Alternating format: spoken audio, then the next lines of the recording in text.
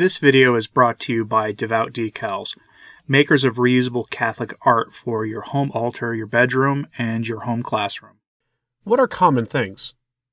Common things are things that bind us together. These are social things, things that help us to connect to and love our neighbor. It is hard to love someone who makes absolutely no sense, who has no commonality with you. And I have an odd story for you today from G.K. Chesterton, a very, very short reflection from him. And it's on the, making small talk. Small talk does have a purpose. Some view it as an absolute total waste of time. But in small talk is where common things are established. And what smaller talk is there than the weather? Here Chesterton begins to talk about how weather is one of the very few things we all share. That two men, he says here, may share an umbrella, but if they don't have one, then they will surely share the rain together. He speaks here about essentially building ties between people who have nothing in common with one another until they discover they have quite a lot in common. This may sound like an odd observation, but it comes from a work of his called What's Wrong with the World. And it's one of his landmark writings where he expresses rather forcefully in it that what's wrong with the world is that we've essentially turned ourselves away from God and morality and everything else and embraced all sorts of evil things. He wrote this more than 100 years ago to give you an idea that most of these things will sound familiar to you. And if you pick that book up, he talks about some really hot topics from his time that have come back in vogue now, just in a different way and under different names. The underlying idea that, for instance, human beings can manipulate genetics for the betterment of humanity at that time was done through and advocated by some really wicked forces in the world. It was advocated through breeding purposes, essentially, having the state choose who you marry and all the rest of it. It's back now through more of a overtly laboratory version of it. And it's also back in some of the discourse on other social issues. And the point being here, these issues, they never go away. And what they betray is that we've turned our back on God and our own humanity. Because after all, our humanity is fulfilled in union with God. And when you separate that tie between man and God, what you have left is a disordered humanity that has nothing binding it together. And then you get evil ideas. So yes, make small talk. It will help you to know your neighbor. Talk about the weather, an excerpt from G.K. Chesterton's classic, What's Wrong with the World. It is admitted, one may hope, that common things are never commonplace. Birth is covered with curtains precisely because it is a staggering and monstrous prodigy. Death and first love, though they happen to everybody, can stop one's heart with the very thought of them. But while this is granted, something further may be claimed. It is not merely true that these universal things are strange. It is moreover true that they are subtle. In the last analysis, most common things will be found to be highly complicated.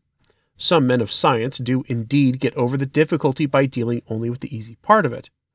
Thus they will call first love the instinct of reproducing, and the awe of death the instinct of self-preservation. But this is only getting over the difficulty of describing peacock green by calling it blue. There is blue in it. That there is a strong physical element in both romance and the memento mori makes them, if possible, more baffling than if they could have been wholly intellectual.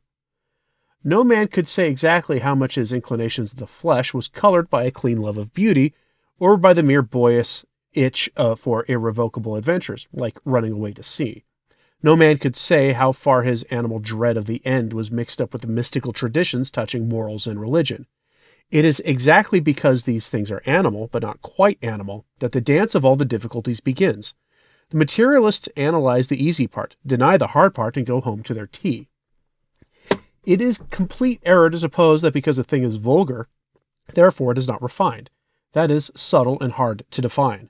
A drawing-room song of my youth which began, "In the gloaming, oh my darling," was vulgar enough as a song, but the connection between human passion and the twilight is nonetheless an exquisite and even inscrutable thing. Or to take another obvious instance, the jokes about a mother-in-law are scarcely delicate, but the problem of a mother-in-law is extremely delicate. Mother-in-law is subtle because she is a thing like the twilight. She is a mystical blend of two inconsistent things, law and a mother. But it is perhaps, to take an illustration from daily custom, we have all heard despised as vulgar or trite. Take, for the sake of argument, the custom of talking about the weather. Stevenson calls it the very nadir and scoff of good conversationalists. Now, there are very deep reasons for talking about the weather, reasons that are delicate as well as deep. They lie in layer upon layer of stratified sagacity. First of all, it is a gesture of primeval worship. The sky must be invoked, and to begin everything with the weather is a sort of pagan way of beginning everything with prayer. Jones and Brown talk about the weather, but so do Milton and Shelley. Then it is an expression of that elementary idea in politeness, equality. For the very word politeness is only the Greek for citizenship. The word politeness is akin to the word policeman, a charming thought. Properly understood, the citizen should be more polite than the gentleman. Perhaps the policeman should be the most courtly and elegant of the three, but all good manners must obviously begin with the sharing of something in a simple style. Two men should share an umbrella. If they have not got an umbrella, they should at least share the rain, with all its rich potentialities of wit and philosophy. For he maketh his sun to shine. This is the second element in the weather, its recognition of human equality, in that we all have our hats under the dark blue spangled umbrella of the universe. Arising out of this is the third wholesome strain in the custom. I mean that it begins with the body, and with our inevitable bodily brotherhood. All true friendliness begins with fire and food and drink, and the recognition of rain or frost. Those who will not begin at the bodily end of things are already prigs, and may soon be Christian Scientists.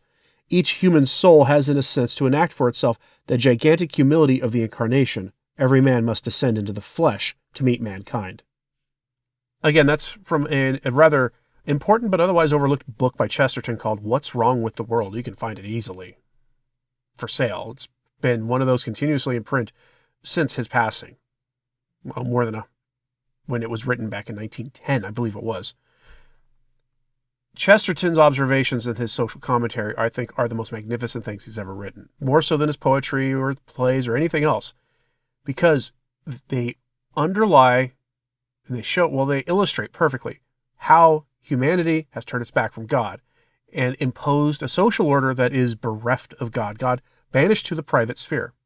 And things you do in the private sphere are fine and dandy. After all, many things you do in private will really show you what it is you value and what you believe. But when you banish God to the private sphere, you're not allowing God to have any influence on society, and that is the entire point of banishing him to the private sphere. And God will not be mocked. He will not be banished to the private sphere, no matter how much those who advocate for such things would have you do. And it's worth reminding yourselves here that one of the most... Jesus boiled down his commandments to just a couple of things: loving God and loving your neighbor. Most everything else out there is about loving God or loving your neighbor. All the commandments come down to loving God or loving your neighbor. And it's hard to love your neighbor if you don't know the most basic things about him, if you don't realize that your neighbor has a lot more in common with you than you might think. Let me know what you thought of this in the comments. Please hit like and subscribe if you haven't. It certainly helps. So does sharing this on social media. That helps too. And as always, pray for the church. I'm Anthony Stine. Ave Maria.